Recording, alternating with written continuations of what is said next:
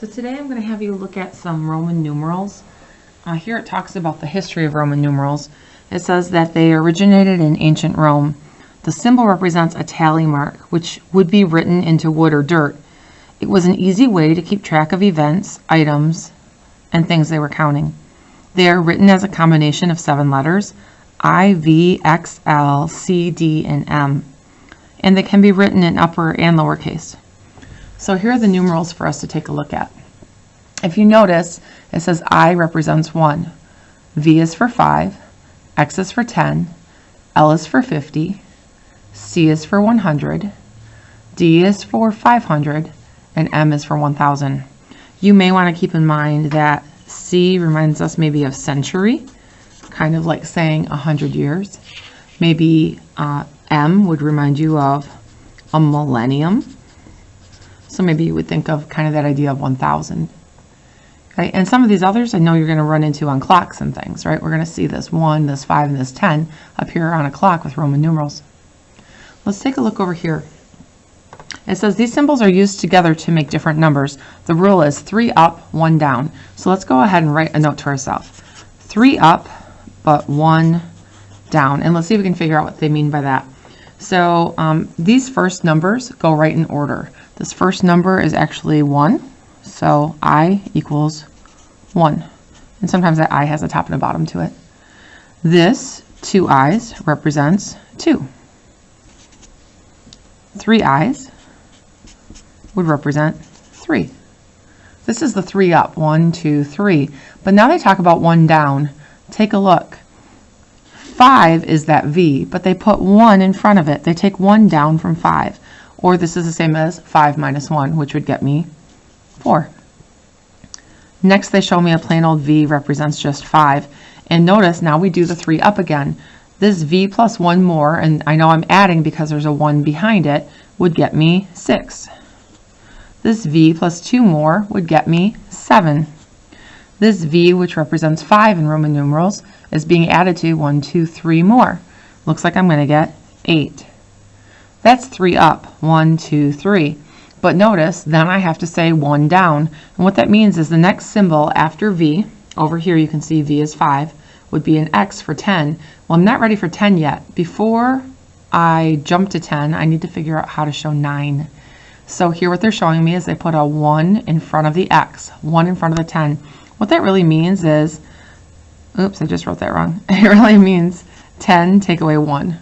So this would actually be equal to 9. When the smaller number is in front, it's a subtraction that's happening here. Take a look. Then it's X by itself, which would really represent a plain old 10.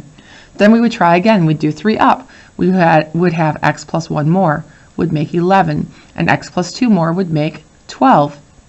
X plus 3 more would make 13. But I can't add 4 more on. Remember, it's the rule of 3 up.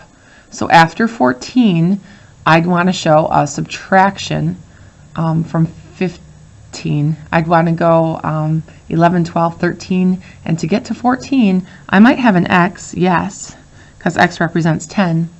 But I need to show 4 more than that. And if you remember back to how we showed that 4, it was that IV. We talk about that a lot when we're using our coordinate plane, or when we're talking about quadrants, or even when we do our check for understanding.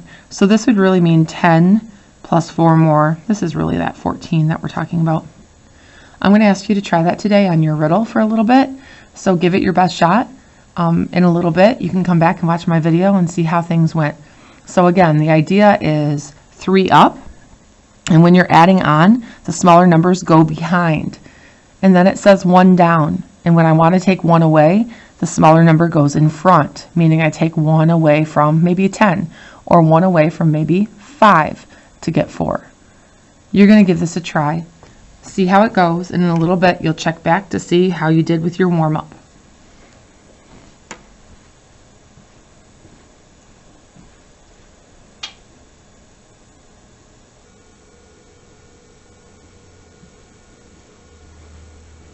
So hopefully you've taken some time to work on this riddle as your warm-up, and you've made it a little ways. Let's take a look at a few together. And maybe if you're stuck, you only watch a few of these with my guest teacher, and then you work a little while before coming back to check the others. So if you take a look at this first one, it says I have an I with an X. Well, if you look up at the top, that really means I have 1 in front of the 10. Remember, when a number out front is smaller than the number that is behind it or that follows it, that is really a subtraction. So what I really want to write here is this really means 10 take away 1. Well, that's really the same as 9. So for 9, you should put an H down below in your riddle. So it looks like that is the second letter of your riddle down here at the bottom. 9 gets an H. Let's try again. Let's look at letter B. Notice there's a 1 in front of a 5. Whenever that 1 or that smaller number comes in front of a larger number, it precedes the larger number, I use a subtraction. So what this really says to me is 5 take away 1. Well, what is 5 take away 1? Hopefully you recognize this one. That's 4. So wherever you see a 4 down in the riddle, we need to use the letter B. All right, take a look at this next one. This looks a little more challenging. Here it has a bunch of X's, I see. If you look back up to the top, it tells me that X stands for 10. So what this shows me is I have 10, I have 10 more, and then I have a 1 in front of a 10. Remember what that means? That really means I'm going to take 1 away from 10 in a minute. So I want to add all these other pieces. I want to add 10 and 10 more. And then I want to add whatever I get from 10 minus 1. Well, what is 10 plus 10? Hopefully you'd say 20. And then 10 minus 1 would get me 9 more. So 20 plus 9 would be 29. See if that's an answer down below. Looks like that it is. So we'll put the letter K on that line. Currently, your riddle should look something like this.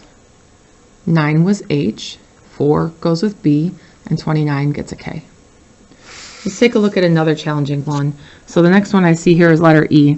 It says XXIII. What does that mean? It looks like it means 10 and 10 more. And notice those 3 I's are at the back, like they're being added on. So 3 I stands for 1, 2, 3.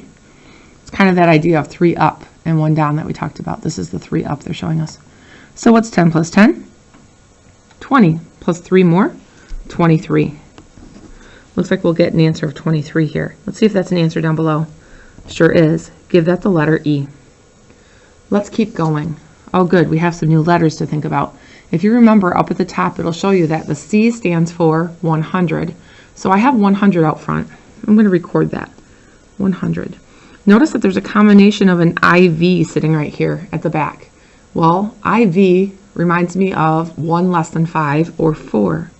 So what's 100 plus 4 more? Hopefully 104. So let's see if that's an answer down below. Sure is. Things are going well. We'll give that an L. Let's take a look at the rest of this column before we let you finish on your own, or before we just get out the answer key to compare and see how you did. So this next one says MCC.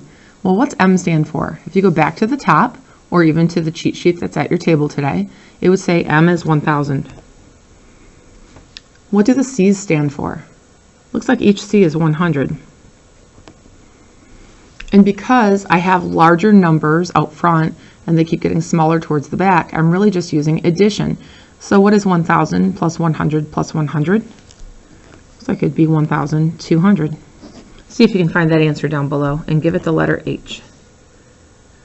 Oh, this one gets interesting. Remember, the M stands for 1000, but a C stands for 100. So we were starting with a really big number and it bumped down a little bit before going back up. What does that mean? It means that when a smaller number comes before a larger number, there's subtraction happening there.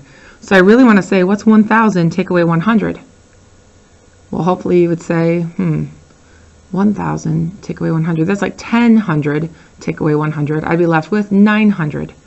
So I have 1000 plus 900. Oh, that's 1900. See if you can find that answer down below, and hopefully you can, and you'll give it the letter E. E for 1900. All right, this last one in this column shows me a couple of M's and then an I. Well, remember the M stand for 1000 each. And the I stands for 1 more. And because that I is at the back, it's counting on, or it's talking about 3 up. Well, in this case, just 1 up, right? So what's 1000 and 1000? 2000.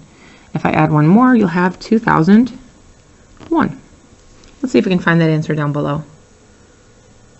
Oh, I'm nervous. I don't see that one. Oh, I found it. Okay. Currently, your riddle should look something like this. So at this point, either the guest teacher is going to give you more time to work because you've seen a few together, or perhaps you're just ready to check the answer key, so you'll just keep running this video.